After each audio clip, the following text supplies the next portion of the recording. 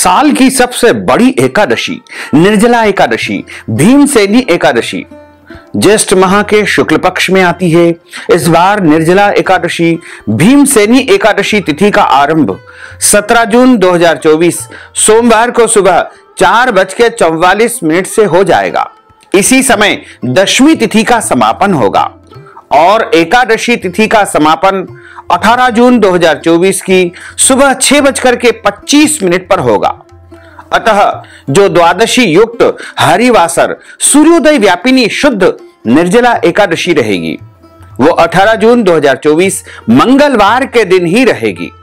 इसी दिन सभी भक्तजनों और माताओं बहनों को निर्जला निराहार व्रत रखना चाहिए तथा निर्जला एकादशी व्रत का पारणा अर्थात व्रत खोलने का जो सही समय रहेगा, पारणा का मुहूर्त रहेगा, वो 19 जून 2024 बुधवार की सुबह 5:50 से लेकर के 7:29 तक व्रत खोल लेना चाहिए। अर्थात इस दौरान व्रत का पारणा कर लेना चाहिए।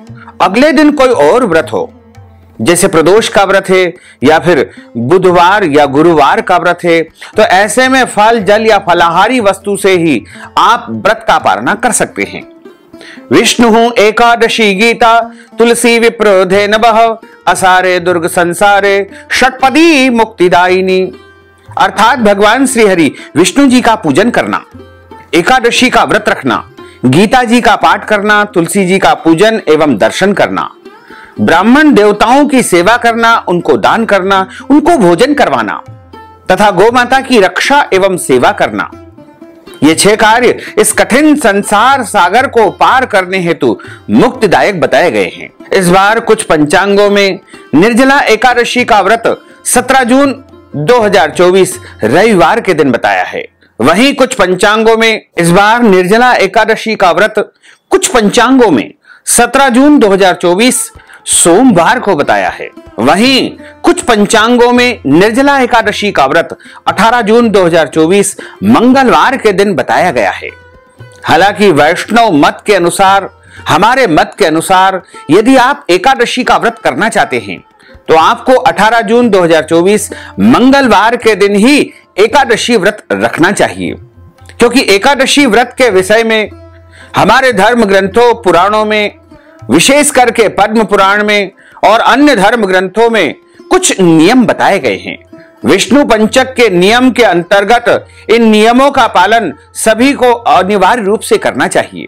एकादशी 2 प्रकार की होती है। पहला प्रकार होता है संपूर्णा, दूसरा प्रकार होता है विद्या। संपूर्णा का अर्थ होता है जिस तिथि में केवल एकादशी ही होती है, अन्य किसी तिथि का उसमें मिश्रण नहीं होता है, उसे संपूर्णा एकादशी के नाम से जाना जाता है। और उसके बाद आती है विद्या एकादशी। इसके पुनः 2 प्रकार होते हैं। एक होती है पूर्व विद्या, दूसरी होती है पराविद्या। पूर्व विद्या का अर्थ होता है दशमी मिश्रित एकादशी को पूर्व विद्या एकादशी के नाम से जाना जाता है। यदि एकादशी तिथि के दिन सूर्योदय के समय यानी सूर्य निकलने से 1 घंटा 36 मिनट की अवधि में दशमी का नाम मात्र, अंश मात्र भी रह गया है, तो ऐसी एकादशी पूर्व विद्या दोष से दोष युक्त होने के कारण वर्जित मानी गई है। ऐसी एकादशी का व्रत कभी भी नहीं करना चाहिए। यह एकादशी राक्षसों का बल बढ़ाने वाली एकादशी है और पुण्यों का नाश करने वाली एकादशी है। पद्म पुराण में स्पष्ट रूप से लिखा हुआ है कि वासरम दशमी विधम दैत्यानाम पुष्टिवर्धनम मदीयम नास्ति संदेह सत्यम सत्यम पितामह। अर्थात दशमी मिश्रित एकादशी दैत्यों के बल बढ़ाने वाली एकादशी है, इसमें किसी भी प्रकार का कोई संदेह नहीं है। अब आती है पराविद्या। द्वादशी मिश्रित एकादशी को पराविद्या एकादशी कहते हैं। पद्म पुराण में लिखा हुआ है कि द्वादशी मिश्रिता ग्राह्य सर्वत्र एकादशी तिथि है। अर्थात द्वादशी मिश्रित एकादशी सर्वदा ही ग्रहण करने योग्य है। इसलिए भक्त जनों को, वैष्णव जनों को, माताओं बहनों को पराविद्या एकादशी का ही व्रत रखना चाहिए। ऐसी एकादशी का पालन करने से भक्ति में, पुण्य में वृद्धि होती है। दशमी मिश्रित एकादशी का व्रत रखने से पुण्यों का नाश होता है, पुण्य क्षय होते हैं। एकादशी व्रत के विषय में पद्म पुराण में एक प्रसंग है कि जब भगवान वाराह और हिरण्याक्ष का युद्ध चल रहा था, तब भगवान श्री हरि नारायण के बार बार कोशिश करने पर भी हिरण्याक्ष का वध नहीं हो पा रहा था, अर्थात प्रभु हिरण्याक्ष को नहीं मार पा रहे थे। तब ब्रह्मा जी ने भगवान नारायण से प्रश्न पूछा कि हे प्रभु, यह असुर तो आपकी दृष्टि मात्र से मृत्यु को प्राप्त हो जाना चाहिए, लेकिन ऐसा क्यों नहीं हो पा रहा है? आप इसे क्यों नहीं मार पा रहे हैं? तब भगवान बोले कि ब्रह्मा जी, शुक्राचार्य की माया से मोहित होने से कुछ ब्राह्मण दशमी युक्ता एकादशी का व्रत कर रहे हैं, क्योंकि दशमी के दिन दैत्यों की उत्पत्ति हुई थी और एकादशी के दिन देवताओं की उत्पत्ति हुई थी। इसलिए दशमी युक्त एकादशी का व्रत करने से दैत्यों का अर्थात राक्षसों का बल बढ़ता है और द्वादशी युक्त एकादशी का व्रत करने से देवताओं की शक्ति में वृद्धि होती है। ब्राह्मणों के दशमी विद्या एकादशी का व्रत करने से दैत्य का बल बढ़ रहा है, इस राक्षस की शक्ति बढ़ रही है और यह मृत्यु को प्राप्त नहीं हो पा रहा है। जो मनुष्य, जो भक्तजन दशमी युक्ता एकादशी का व्रत करते हैं, उसके अंदर आसुरी शक्ति में वृद्धि होती है। कलयुग में सब लोग मोहित होकर के दशमी विद्या एकादशी का व्रत करेंगे, इसलिए दुनिया में, देश में अशांति बनी रहेगी। इसलिए कभी भी दशमी युक्त एकादशी का व्रत बिल्कुल नहीं करना चाहिए। सदैव द्वादशी युक्त एकादशी का ही व्रत करना चाहिए। जब माता सीता जी को लक्ष्मण जी वाल्मीकि ऋषि के आश्रम में छोड़ करके आए थे, तब माता सीता ने ऋषिवर से पूछा कि हे ऋषिवर, मैंने अपने जीवन में कभी भी कोई गलत कर्म, पाप कर्म नहीं किया है, सदैव पतिव्रता रही और पति की सेवा की, फिर भी मेरे जीवन में इतने सारे कष्ट क्यों आए, इतने कष्ट और संकट क्यों उपस्थित हुए? तब वाल्मीकि जी ने सीता माता को जवाब दिया कि आपने कभी अपने पूर्व जन्म में दशमी विद्या एकादशी का व्रत किया था और उसी दिन एकादशी के सारे नियमों का पालन किया था। उससे आपके पुण्य नहीं वरन पाप में वृद्धि हुई है, आपके पाप बड़े हैं। उसी का परिणाम यह है कि आपको अपने जीवन काल में इतने कष्ट भोगने पड़े। पुराणों में लिखा हुआ है कि दशमी विद्या एकादशी का व्रत करने से धन, पुत्र और ऐश्वर्य का विनाश होता है।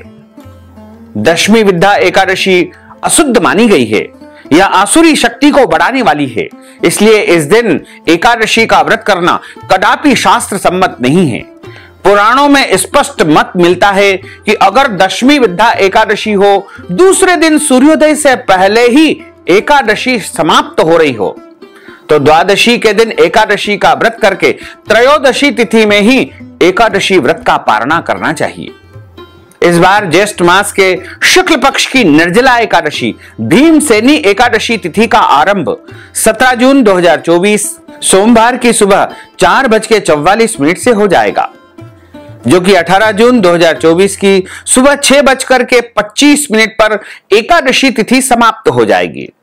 अतः द्वादशी युक्त हारीवासर सूर्योदय व्यापिनी शुद्ध एकादशी होगी।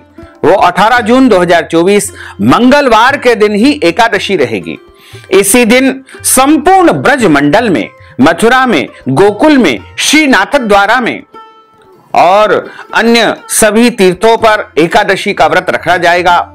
इसीलिए 18 जून 2024 मंगलवार के दिन ही सभी भक्तजनों और माताओं बहनों को निर्जला एकादशी का निराहार व्रत रखना चाहिए। निर्जला एकादशी का जो व्रत निराहार और निर्जला रखते हैं, उनको 18 जून के ब्रह्म मुहूर्त से जल का परित्याग करना होगा। यानी ब्रह्म मुहूर्त सुबह 4 बजे से जल का परित्याग करके अगले दिन सूर्योदय तक जल का परित्याग करना चाहिए। यदि आपके शरीर में कोई व्याधि है, रोग है, कष्ट है, पीड़ा है, तो आप फलाहार करके भी व्रत धारण कर सकते हैं, इसमें कोई दोष नहीं लगेगा। लेकिन यदि आपका शरीर साथ दे, तभी आपको निर्जला और निराहार व्रत रखना चाहिए।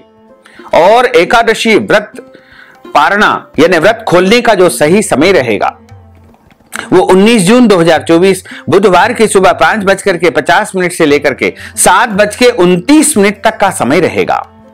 इस दौरान व्रत का पारणा आपको करना चाहिए। अगर अगले दिन कोई और व्रत हो तो आप फल, जल या फलाहारी वस्तु से भी व्रत का पारणा कर सकते हैं। अगले दिन जैसे आपको प्रदोष का व्रत करना है या बुधवार का या फिर गुरुवार का व्रत करना होता है या अन्य कोई भी व्रत करना होता है तो आप फल, जल, तुलसी जी का पत्ता या कोई भी फलाहारी वस्तु से, पंचामृत से, सूखा मेवा से, प्रभु के प्रसाद से भी एकादशी व्रत का पारणा कर सकते हैं। पूरे एक वर्ष में 12 महीनों में 24 एकादशी आती है, लेकिन जिस साल अधिक मास या पुरुषोत्तम मास आता है उस वर्ष 2 अधिक एकादशी यानी कुल मिलाकर के 26 एकादशी आती है। प्रत्येक महीने में 2 बार एकादशी आती है, एक कृष्ण पक्ष में, दूसरी शुक्ल पक्ष में। दोनों ही एकादशियों का भिन्न भिन्न महत्व हमारे धर्म ग्रंथों और पुराणों में बताया हुआ है। निर्जला एकादशी का व्रत करने से पूरे साल की 26 एकादशियों का संपूर्ण पुण्य लाभ प्राप्त हो जाता है। प्रत्येक महीने में 2 बार एकादशी आती है, एक कृष्ण पक्ष में, दूसरी शुक्ल पक्ष में। दोनों ही एकादशियों का विभिन्न महत्व हमारे धर्म ग्रंथों तथा पुराणों में बताया हुआ है। एकादशी का व्रत करने से भगवान लक्ष्मी नारायण जी की अपार कृपा प्राप्त होती है। एकादशी का जो व्रत है वह भगवान श्री हरि लक्ष्मी नारायण जी का परम प्रिय व्रत है और एकादशी का व्रत करने से मनुष्य के करोड़ों जन्मों के पाप जड़ से नष्ट हो जाते हैं तथा उनके पुण्यों का उदय होता है। जब मनुष्य के जन्म जन्मांतर के पाप नष्ट हो जाते हैं तभी उन्हें सांसारिक और भौतिक सुखों की प्राप्ति होती है। जो भक्तजन, माताएं बहनें एकादशी का व्रत करते हैं उनको दशमी तिथि से लेकर के द्वादशी तिथि तक कुछ महत्वपूर्ण नियमों का पालन अनिवार्य रूप से करना चाहिए। इस बार दशमी तिथि के सभी नियमों का पालन आपको 17 जून सोमवार को करना है, वहीं एकादशी का व्रत 18 जून मंगलवार को रखना है और द्वादशी यानी व्रत का पारणा जो होगा वो त्रयोदशी तिथि में होगा यानी 19 जून 2024 बुधवार के दिन होगा। तो इस प्रकार यदि आप 18 जून को व्रत रखते हैं तो एक दिन पहले दशमी के नियमों का पालन करें और अगले दिन व्रत का पारणा करें। लेकिन आपके क्षेत्र में, आपके प्रदेश में, आपके नगर में, शहर में यदि 17 जून की एकादशी सभी बता रहे हैं तो आप दशमी तिथि के सभी नियमों का पालन 16 जून को करें और 17 जून को एकादशी का व्रत रख सकते हैं। चूंकि देश काल के विपरीत नहीं चलना चाहिए और 18 जून को एकादशी व्रत का पारणा भी आप कर सकते हैं। जब हमको एकादशी अगले दिन करना है यानी 18 जून को करना है तब आप दशमी तिथि के नियम पालन करेंगे। ऐसे में आप विचार करेंगे कि एकादशी तिथि तो लग गई, फिर भोजन कैसे करें। चूंकि एकादशी का व्रत आपको 18 जून को ही रखना है, इसलिए आप 17 जून को निश्चिंत होकर के दशमी तिथि के नियम के अनुसार शुद्ध एवं सात्विक भोजन करें।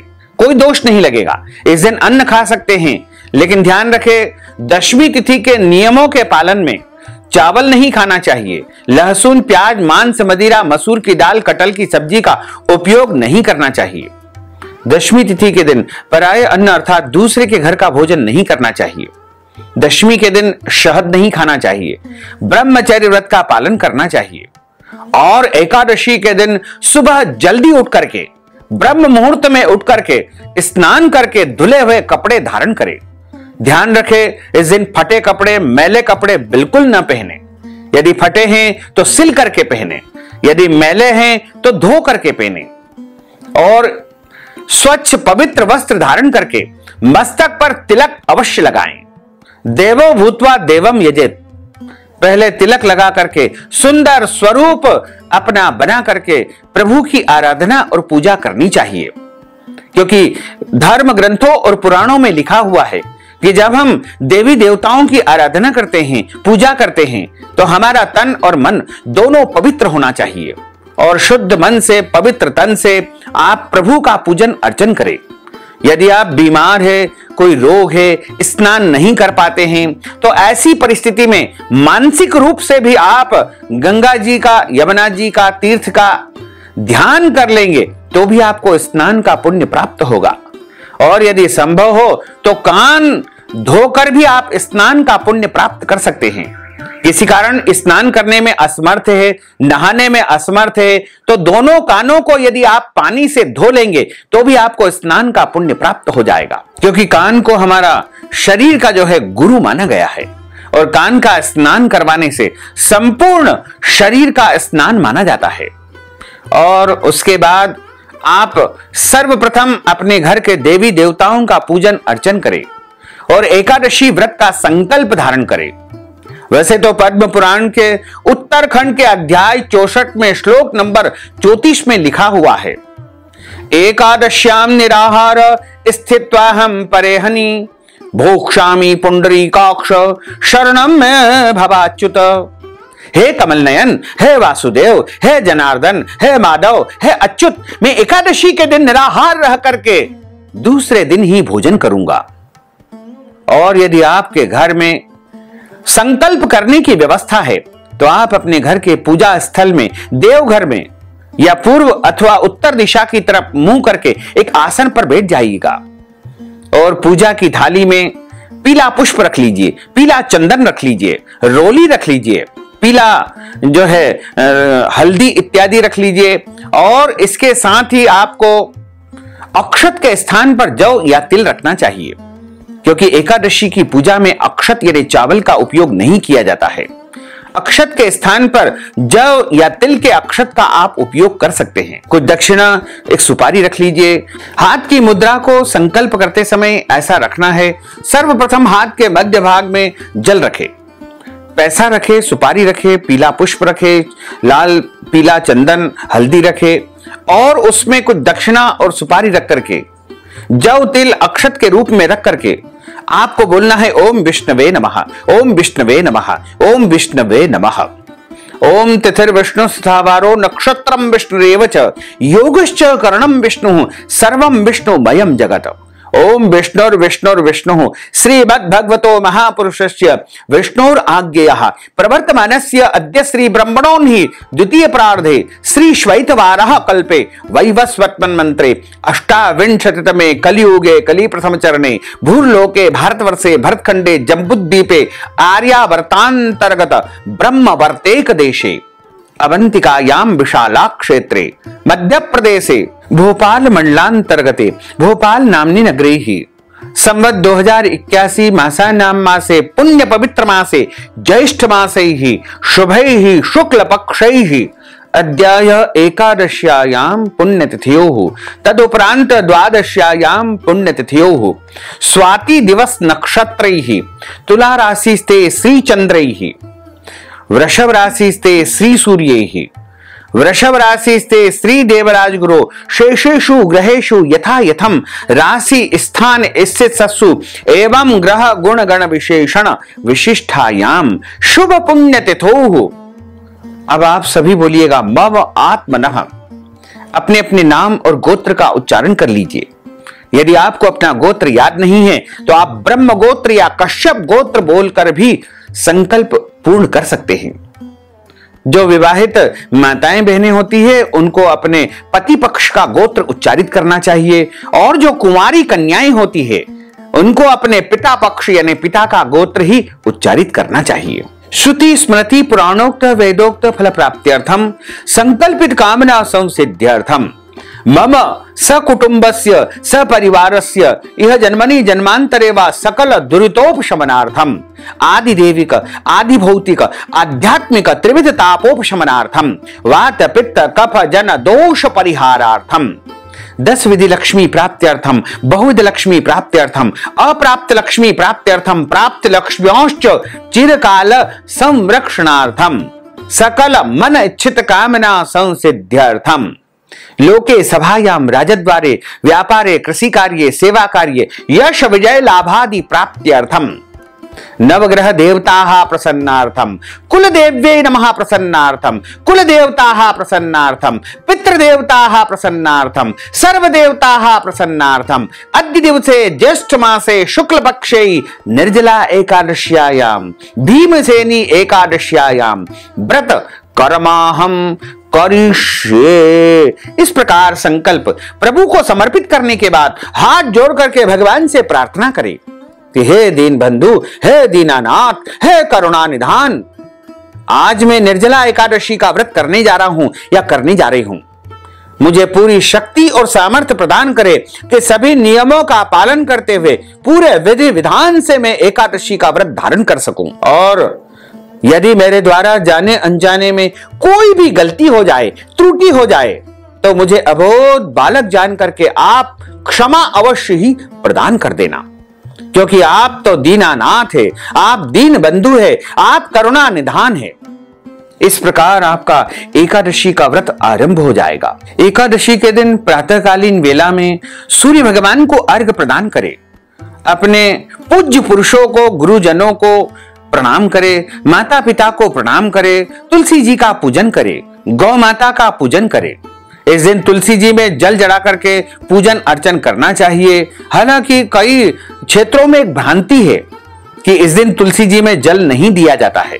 किसी भी शास्त्र में कोई ऐसा प्रमाण नहीं है कि तुलसी जी का पूजन या जल अर्पण इस दिन नहीं करना चाहिए। पूजन अर्चन कर सकते हैं, और यदि आपके यहाँ ऐसी कोई धारणा है तो तुलसी जी के पत्ते एक दिन पहले ही तोड़ करके आपको रख लेना चाहिए, क्योंकि द्वादशी और रविवार और अमावस्या के दिन तुलसी पत्र नहीं तोड़ा जाता है।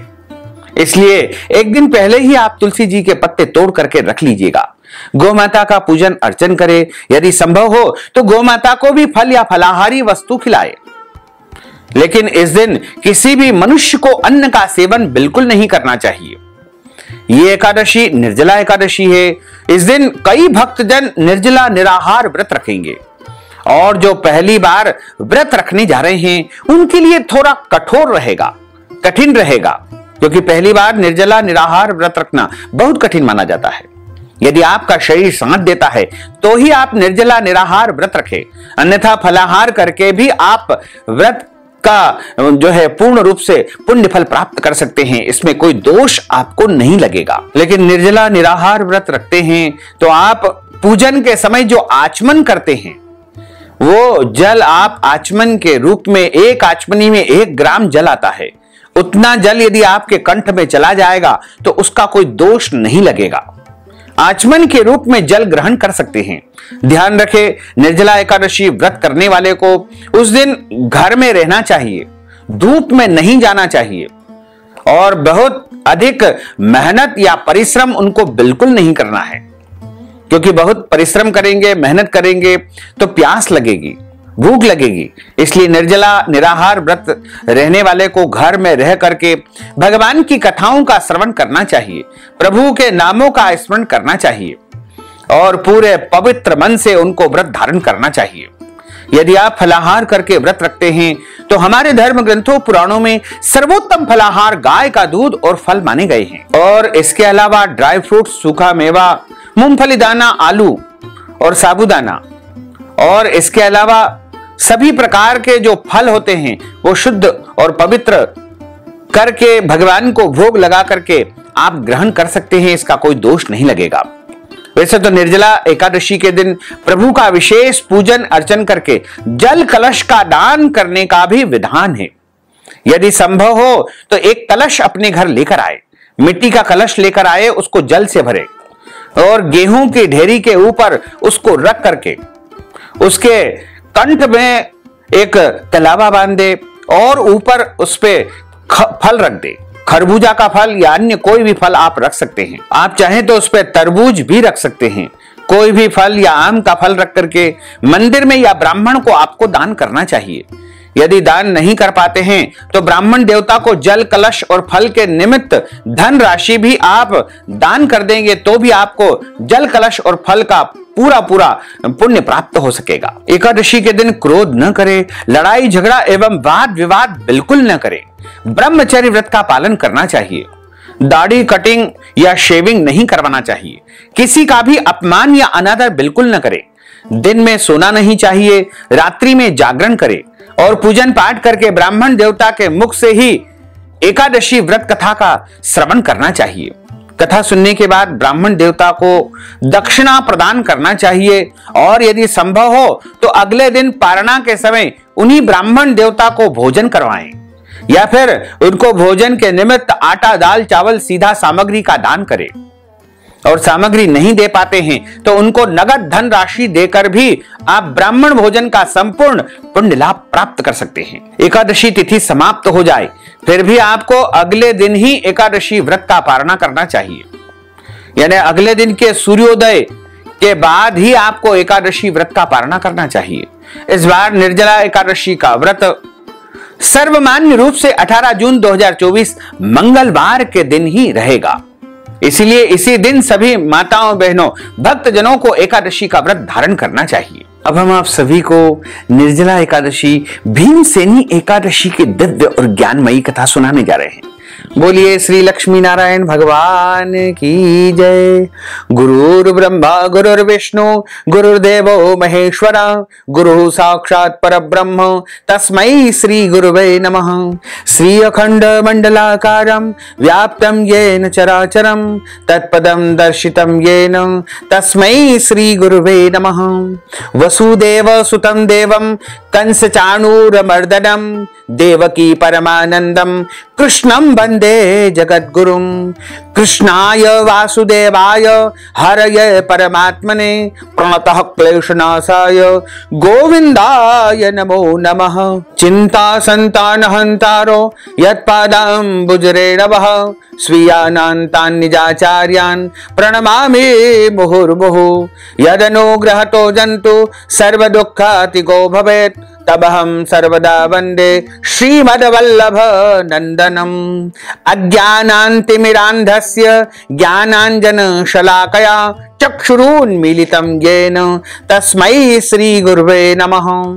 सच्चिदानंद रूपाय विश्वोत्पत्त्यादिहेतवे तापत्रय विनाशाय श्री कृष्णाय वयं नमः। यं प्रव्रजन्तमनुपेतमपेतु कृत्यं द्वैपायनो विरह कातर आजुहाव। पुत्रेति तन्मयतया तर्वोऽभिनेदुस्तं सर्वभूत हृदयं मुनिमानतोऽस्मि।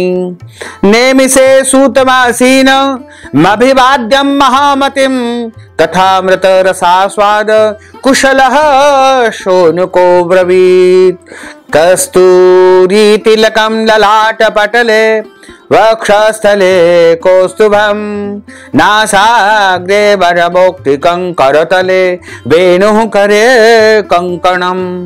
सर्वांगे हरिचन्दनं सुललितं कंठे च मुक्तावलिं गोपस्त्री परिवेष्टितो विजयते गोपालचूडामणिं।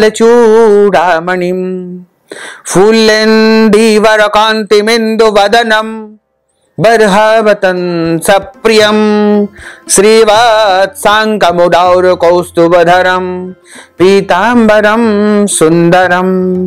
गोपीनां नयनोत्पलार्चिततनुं गोगोपसङ्घाव्रतं गोविन्दं कलवेणुवादनपरं दिव्याङ्गभूषणं भजे। करारविन्देन पदारविन्दं मुखारविन्देन विनिवेशयन्तीं वटस्य पत्रस्य पुटेशयानं बालं मुकुन्दं मनसा स्मरामि। बालं मुकुन्दं मनसा स्मरामि। बालं मुकुन्दं मनसा स्मरामि।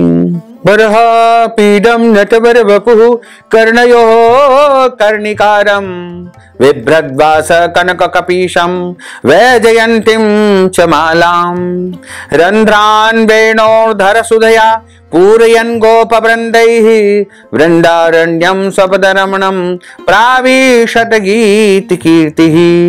जय जय श्री राधारमण जय जय नवल किशोर जय गोपी चित चोर प्रभु जय जय माखन चोर। मात मेरी श्री राधिका पिता मेरे घनश्याम इन दोनों के चरणन में मेरा बारंबार प्रणाम। मेरा बारंबार प्रणाम। मेरा बारंबार प्रणाम। मोहिनी मूरत श्याम की वो मन रही समाय जो मेहंदी के पात में लाली रही समाय। धन यौवन एक दिन उड़ जाएंगे जैसे उड़े कपूर मन मूरख तू राम भज, क्यों चाटे जग धूर। राम कृष्ण दो एक है, अंतर नहीं निमेष, इनके नयन गभीर है, उनके चपल विशेष। राधे तू बड़ भागिनी, कौन तपस्या की, तीन लोक तारण प्रभु, सो तेरे अधीन। तन पवित्र सेवा किए, धन पवित्र कर दान, मन पवित्र हरि भजन सो, होत त्रिविध कल्याण। कलयुग केवल नाम आधारा, सुमर सुमर नर उतरहि पारा, सुमर सुमर नर उतरहि पारा। बोलिए श्री लक्ष्मी नारायण भगवान की जय, श्री द्वारकाधीश भगवान की जय, श्री वृंदावन विहारी लाल की जय, श्री गिरिराज धरण की जय, श्री गोवर्धन नाथ भगवान की जय, श्री बालकृष्ण लाल की जय, श्री श्याम सुंदर यमुने महारानी की जय, श्री जगत गुरु वल्लभाधीश की जय, श्री गोसाई जी परम दयाल की जय, श्री गुरुदेव की जय, लाडले लाल की जय, श्री राधे रानी सरकार की जय, आज के आनंद की जय। एक समय की बात है, नैमिषारण्य क्षेत्र में सोनकादिक 88,000 ऋषि बैठे हुए हैं तथा श्री सूत जी महाराज उनको विभिन्न पुराणों की कथाएं सुना रहे हैं। तब उन ऋषियों में से एक ऋषि प्रश्न करते हैं कि हे महाराज, आज हम आपके श्री मुखारविंद से ज्येष्ठ माह के शुक्ल पक्ष की कथा का श्रवण करना चाहते हैं। इस एकादशी का क्या नाम है, इस व्रत की विधि क्या है तथा इस व्रत को सबसे पहले किसने किया था और यह व्रत किस प्रकार से किया जाता है, यह संपूर्ण कथा आज हम आपके श्री मुखारविंद से सुनना चाहते हैं। तब सूत जी महाराज कहते हैं कि ऋषिगणों, एक समय की बात है, पांचों पांडव अपने महल में थे। तब श्री व्यास जी महाराज का आगमन हुआ और उनकी अच्छी प्रकार से उन्होंने सेवा की, पूजा की तथा भीमसेन व्यास जी से कहने लगे कि हे पितामह, भ्राता युधिष्ठिर, मेरी माता कुंती, मेरे द्रौपदी, अर्जुन, नकुल और सहदेव आदि सब एकादशी का व्रत करने को कहते हैं, परंतु महाराज मैं उनसे कहता हूं कि भाई, मैं भगवान की शक्ति पूजा आदि तो कर सकता हूं, भक्ति भी कर सकता हूं, दान भी कर सकता हूं, परंतु बिना भोजन के नहीं रह सकता हूं। इस पर व्यास जी कहने लगे कि हे भीमसेन, यदि तुम नरक के कष्ट से बचना चाहते हो, यदि तुम नरक को बुरा और स्वर्ग को अच्छा समझते हो, तो प्रत्येक मास की दोनों एकादशियों को अन्न का सेवन बिल्कुल मत किया करो। भीमसेन कहने लगे कि हे पितामह, मैं तो पहले ही कह चुका हूं कि मैं भूख सहन नहीं कर सकता हूं। यदि वर्ष भर में कोई एक ही व्रत हो तो वो मैं रख सकता हूं, क्योंकि मेरे पेट में व्रत नामक अग्नि है, सो मैं भोजन किए बिना नहीं रह सकता हूं। भोजन करने से वह शांत रहती है, इसलिए पूरा उपवास तो क्या, एक समय भी बिना भोजन किए रहना मेरे लिए बहुत कठिन है। यदि आप मुझे कोई ऐसा व्रत बताएं जो वर्ष में केवल एक बार ही करना पड़े और मुझे स्वर्ग की प्राप्ति हो जाए, तो मैं अवश्य ही उस व्रत को धारण करूंगा। श्री व्यास जी महाराज कहने लगे कि हे पुत्र, बड़े बड़े ऋषियों ने बहुत शास्त्र आदि बनाए हैं जिनसे बिना धन के थोड़े परिश्रम से ही स्वर्ग की प्राप्ति हो सकती है। इसी प्रकार शास्त्रों में दोनों पक्षों की एकादशी का व्रत मुक्ति के लिए रखा जाता है। व्यास जी के वचन सुनकर के भीमसेन नरक में जाने के नाम से भयभीत हो गए और कांप करके कहने लगे कि अब क्या करूं, पूरे वर्ष में सभी एकादशियों का व्रत मैं नहीं रख सकता हूं, मास में 2 व्रत तो मैं कर ही नहीं सकता हूं, हां वर्ष भर में एक व्रत रखने का प्रयत्न अवश्य करूंगा। अतः एक वर्ष में यदि एक दिन का कोई व्रत हो और उस व्रत से मेरी मुक्ति हो जाए, तो ऐसा व्रत कृपा करके आप मुझे बताइए। यह सुनकर के व्यास जी कहने लगे कि हे वृषभ, यह सुनकर के व्यास जी महाराज कहने लगे कि वृषभ और मिथुन की संक्रांति के बीच में ज्येष्ठ माह के शुक्ल पक्ष की जो एकादशी आती है, उस एकादशी का नाम निर्जला एकादशी है। तुम उस एकादशी का व्रत करो। इस एकादशी का व्रत करने से पूरे वर्ष की 2600 एकादशी का पुण्य तुम्हें प्राप्त हो जाएगा। इस एकादशी के व्रत में स्नान और आचमन के सिवा जल का उपयोग वर्जित माना गया है। आचमन में भी 6 मासे से अधिक जल नहीं जाना चाहिए शरीर के अंदर, अन्यथा वह मद्यपान के सदृश माना जाता है। इस दिन भोजन नहीं करना चाहिए, फलाहार नहीं करना चाहिए, निराहार निर्जला व्रत यह धारण किया जाता है, क्योंकि भोजन करने से एकादशी का सारा व्रत नष्ट हो जाता है। यदि एकादशी को सूर्योदय से लेकर के द्वादशी के सूर्योदय तक जल ग्रहण न करे तो उसे सारी एकादशियों के व्रत का फल प्राप्त हो जाता है। यानी पूरे साल की जो 26 एकादशी आती है उन सभी का पुण्य प्राप्त हो जाता है। और द्वादशी को सूर्योदय से पहले उठ करके स्नान आदि करके ब्राह्मणों को अन्नदान या ब्राह्मण भोजन करवाने के बाद ही स्वयं को भोजन करना चाहिए। इसका फल पूरे वर्ष की संपूर्ण एकादशियों के बराबर माना गया है। व्यास जी कहने लगे कि हे भीमसेन, यह मुझको स्वयं भगवान श्री हरि नारायण ने ही बताया है। इस एकादशी का पुण्य समस्त तीर्थों और दानों से भी कहीं अधिक है। केवल एक दिन मनुष्य निर्जला निराहार रहने से समस्त पापों से मुक्त हो जाता है। जो मनुष्य निर्जला एकादशी का व्रत करते हैं उनकी मृत्यु के समय यमदूत आकर उन्हें नहीं घेरते हैं, वरन भगवान के पार्षद उन्हें पुष्पक विमान में बैठा करके वैकुंठ लोक को, स्वर्ग लोक को ले जाते हैं। अतः संसार में सबसे श्रेष्ठ निर्जला एकादशी का व्रत है। जितनी भी एकादशी आती है उनमें सबसे बड़ी यदि कोई एकादशी होती है तो वो निर्जला एकादशी होती है। इसलिए प्रयत्न पूर्वक इस एकादशी का व्रत प्रत्येक प्राणी को, प्रत्येक मनुष्य को अवश्य करना चाहिए और उस दिन अधिक से अधिक संख्या में ओम नमो भगवते वासुदेवाय इस महामंत्र का जाप अवश्य करना चाहिए। कुछ लोगों ने धारणा फैला रखी है कि माताओं बहनों को ओम का उच्चारण नहीं करना चाहिए, तो हम आपको बता दें कि ओम प्रणव अक्षर होता है और ओम का जब तक हम उच्चारण नहीं करेंगे तो वो मंत्र, वो श्लोक अधूरा माना जाएगा। इसलिए ओम का उच्चारण अवश्य करें और सभी माताएं बहनें भक्तजन वैष्णवजन ओम नमो भगवते वासुदेवाय का इस दिन अधिक से अधिक जाप करें और गोदान भी करना चाहिए। जो मनुष्य निर्जला एकादशी के दिन गोदान करता है उसको सभी प्रकार के दानों का पुण्य प्राप्त होता है।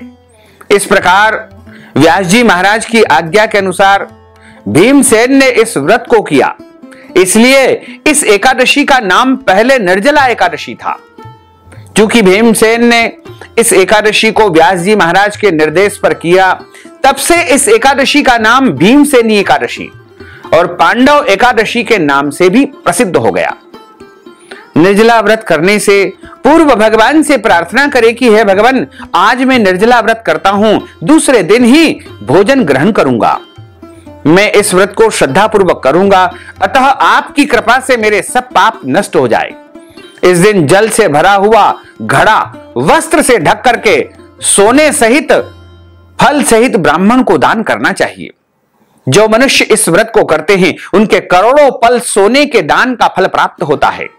और इस दिन यज्ञादिक करते हैं, यानी हवन कराते हैं, पूजन करवाते हैं, ब्राह्मण देवता के माध्यम से विशेष अनुष्ठान करवाते हैं, उनके फल का तो वर्णन ही नहीं किया जा सकता है। इस एकादशी के व्रत से मनुष्य विष्णु लोक को प्राप्त हो जाते हैं। यदि आपके घर में पितृ दोष है, आपके पितरों का मोक्ष नहीं हुआ है, तो आप अपने पितरों की सद्गति के लिए, उनकी मुक्ति के लिए, उनके मोक्ष के लिए और अपने घर परिवार के पितृदोषों की शांति के लिए निर्जला एकादशी का व्रत अवश्य करें। जो मनुष्य इस दिन अन्न खाते हैं वे चांडाल के समान है, वे अंत समय में नरक को प्राप्त करते हैं। जिसने निर्जला एकादशी का व्रत किया है वह चाहे ब्रह्म हत्यारा हो, मदिरा पान करता हो, चोरी की हो या गुरु के साथ द्वेषता की हो, मगर इस व्रत के प्रभाव से वह स्वर्ग को अवश्य ही प्राप्त होता है। श्री व्यास जी महाराज कहते हैं कि हे कुंती पुत्र, जो पुरुष या स्त्री श्रद्धा पूर्वक इस व्रत को करते हैं उन्हें सभी प्रकार के कर्म करना चाहिए और प्रथम भगवान का पूजन करे, फिर गौदान करे, ब्राह्मणों को मिष्ठान्न व दक्षिणा देनी चाहिए तथा जल से भरे कलश का दान अवश्य करना चाहिए। निर्जला एकादशी के दिन अन्न, वस्त्र, उपाहन यानी जूता, चप्पल या खड़ाऊ का दान करना चाहिए और ब्राह्मण देवता के लिए इस दिन शैया दान करने का भी विधान है। ब्राह्मण को वस्त्र दान, अन्न दान, तिल का दान भी इस दिन अवश्य करना चाहिए।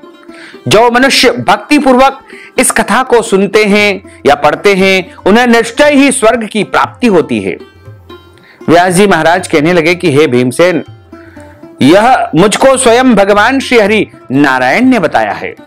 इस एकादशी का पुण्य समस्त तीर्थों और दानों से भी अधिक है। केवल एक दिन मनुष्य निर्जल रहने से समस्त पापों से मुक्त हो जाता है। निर्जला एकादशी का व्रत करने से उसके सारे पाप नष्ट हो जाते हैं और उसके जन्म जन्मांतर के सारे पाप जल करके भस्म हो जाते हैं तथा इस संसार में उसे सभी प्रकार के जो सुख होते हैं वो अवश्य ही प्राप्त होते हैं। इसमें किसी भी प्रकार का कोई संशय नहीं है। यदि मनुष्य अपना कल्याण चाहता है, अपनी भलाई चाहता है, पुण्य में वृद्धि चाहता है, तो उसको निर्जला एकादशी का व्रत अवश्य करना चाहिए। भीमसेनी एकादशी का व्रत अवश्य करना चाहिए, चाहे निर्जला निराहार करे या फलाहार करके करे, लेकिन इस एकादशी का व्रत अवश्य करे। यदि आपने पूरी श्रद्धा और भक्ति के साथ में निर्जला एकादशी का व्रत कर लिया तो आपके सारे पाप नष्ट हो जाएंगे और सभी प्रकार के पुण्यों की प्राप्ति आपको अवश्य ही होने लगेगी। इसमें किसी भी प्रकार का कोई संशय नहीं है। बोलिए श्री लक्ष्मी नारायण भगवान की जय। अच्युतम केशवम राम नारायणम कृष्ण दामोदरम वासुदेवम हरे श्रीधरम माधवम गोपिका वल्लभम श्री जानकी नायकम श्री रामचंद्रम भजे जानकी मनोहरम सर्वलोक नायकम श्री शंकरादि सेवितम पुण्य नाम कीर्तनम श्री राम राम राम राम राम नाम तायकम राम कृष्ण वासुदेवा भक्ति मुक्तिदायकम राम कृष्ण वासुदेवा भक्ति मुक्तिदायकम हरे राम राम राम हरे हरे हरे कृष्ण कृष्ण कृष्ण हरे हरे श्री कृष्ण गोविंद हरे मुरारे है नाथ नारायण वासुदेवा है नाथ नारायण वासुदेवा है नाथ नारायण वासुदेवा हरे राम राम राम हरे हरे हरे कृष्ण कृष्ण कृष्ण हरे हरे हरे कृष्ण कृष्ण हरे हरे हरे राम राम राम हरे हरे। बोलिए श्री लक्ष्मी नारायण भगवान की जय। अब हम सभी मिलकर के प्रभु की आरती का गायन करेंगे। ओम जय जगदीश हरे स्वामी जय जगदीश हरे भक्त जनों के संकट दास जनों के संकट क्षण में दूर करे। ओम जय जगदीश हरे जो ध्यावे फल पावे दुख विनसे मन का स्वामी दुख विनसे मन का सुख संपत्ति घर आवे सुख संपत्ति घर आवे कष्ट मिटे तन का। ओम जय जगदीश हरे मात पिता तुम मेरे शरण गहूं मैं किसकी स्वामी शरण गहूं मैं किसकी तुम बिना और न दूजा प्रभु बिना और न दूजा आस करूं मैं किसकी। ओम जय जगदीश हरे तुम पूर्ण परमात्मा तुम अंतरयामी स्वामी तुम अंतरयामी पार ब्रह्म परमेश्वर तुम सबके स्वामी। ओम जय जगदीश हरे तुम करुणा के सागर तुम पालन करता स्वामी तुम पालन करता मैं सेवक तुम स्वामी मैं सेवक तुम स्वामी कृपा करो भरता। ओम जय जगदीश हरे। तुम हो एक अगोचर सबके प्राणपति, स्वामी सबके प्राणपति। किस विधा मिलहूँ दयामय, किस विधा मिलहूँ दयामय, तुमको मैं सुमति। ओम जय जगदीश हरे। दीन बंधु दुख हरता तुम ठाकुर मेरे, स्वामी तुम रक्षक मेरे। अपने हाथ उठाओ, अपनी शरण लगाओ, द्वार पड़ा तेरे। ओम जय जगदीश हरे। विषय विकार मिटाओ, पाप हरो देवा, स्वामी पाप हरो देवा। श्रद्धा भक्ति बढ़ाओ, श्रद्धा प्रेम बढ़ाओ, संतन की सेवा। ओम जय जगदीश हरे। तन मन धन सब कुछ है तेरा, स्वामी सब कुछ है तेरा। तेरा तुझको अर्पण, प्रभु जी का प्रभु जी को अर्पण, क्या लागे मेरा। ओम जय जगदीश हरे। पूर्ण ब्रह्म की आरती जो कोई नर गावे, स्वामी जो कोई नर गावे। कहत शिवानंद स्वामी, जपत हर हर स्वामी, मन वांछित फल पावे। ओम जय जगदीश हरे। जय जगदीश हरे। स्वामी जय जगदीश हरे। मोहन जय जगदीश हरे। भक्त जनों के संकट, दास जनों के संकट, बंसी वाला दूर करे। ओम जय जगदीश हरे। कर्पूर गौरम करुणावतारम संसार सारम भुजगेंद्रहारम, सदा वसंतम हृदयारविंदे भवम भवानी सहितम नमामि। मंदारमालांकुलितालकाये कपालमालांकृतशेखराये, दिव्यांबराये च दिगंबराये, नमः शिवायै च नमः शिवायै, नमः शिवायै च नमः शिवायै। आरतिक्यम समर्पयामि, नमो नमः। अब हम सभी प्रभु को मंत्र पुष्पांजलि समर्पित करेंगे। हरि ओम। अब हम सभी प्रभु को मंत्र पुष्पांजलि समर्पित करेंगे। हरि ओम। यज्ञेन यज्ञमय जंत देवास्तानि धर्माणि प्रमाण्यासन्न, तेह नकं महिमानः सचन्त्र यत्र पूर्वे साध्याः सन्ति देवाः। ओम राजाधिराजाय प्रसय्य साहिने, नमो वयं वै श्रवणाय कुर्महे। सबे कामान् कामकामाय मह्यं कामेश्वरो वै श्रवणो दधातु। कुबेराय वै श्रवणाय महाराजाय नमः। ओम स्वस्ति साम्राज्यं भोज्यं स्वराज्यं वैराज्यं पारमेष्ट्यं राज्यं महाराजमाधिपत्यमय्यं समन्तपर्यायै स्यात् सार्वभौमः। सर्वायुष अन्तार्धा परार्धा पृथिव्यै समुद्रपर्यन्ताय एकराट् इति तदप्येष श्लोकोऽभिहितो मरुतः। परिवेष्टारो मरुतस्यावसान् ग्रहे आवीक्षितस्य कामप्रेर्विश्वे देवा सभासदेति। ओम विश्व तच्चक्षुरुत विश्रुतो मुखो, विश्रुतो बाहुरुत विश्वस्पात् संबाहोभ्यां धमति सम्पतत्रेर्द्या वा भूमिं जनयन् देवैकः। ओम एकदन्ताय विद्महे वक्रतुंडाय धीमहि तन्नो दन्तिः प्रचोदयात्। आदि शक्ति च विद्महे जगन्माताय धीमहि तन्नो शक्तिः प्रचोदयात्। तत्पुरुषाय विद्महे महादेवाय धीमहि तन्नो रुद्रः प्रचोदयात्। ओम क्लीं कृष्णाय विद्महे दामोदराय धीमहि तन्नो श्रीकृष्णः प्रचोदयात्। ओम दासरथाय विद्महे सीतावल्लभाय धीमहि तन्नो श्रीरामः प्रचोदयात्। ओम महालक्ष्म्यै च विद्महे विष्णुपत्न्यै च धीमहि तन्नो लक्ष्मीः प्रचोदयात्। ओम नारायणाय विद्महे वासुदेवाय धीमहि तन्नो विष्णुः प्रचोदयात्। ओम सांगाय सपरिवाराय सायुधाय सशक्तिकाय सवाहनाय सगणाय भगवते श्री लक्ष्मी नारायण देवताभ्यो नमो नमः। मंत्र पुष्पांजलिं समर्पयामि। नाना सुगंध पुष्पाणि यथा कालोद्भवानि च, पुष्पांजलिं मया दत्तं गृहाण परमेश्वर। मंत्र पुष्पांजलिं समर्पयामि, नमो नमः। अथ क्षमा प्रार्थना। मंत्रहीनं क्रियाहीनं भक्तिहीनं सुरेश्वर, यत्पूजितं मया देव परिपूर्णं तदस्तु मे।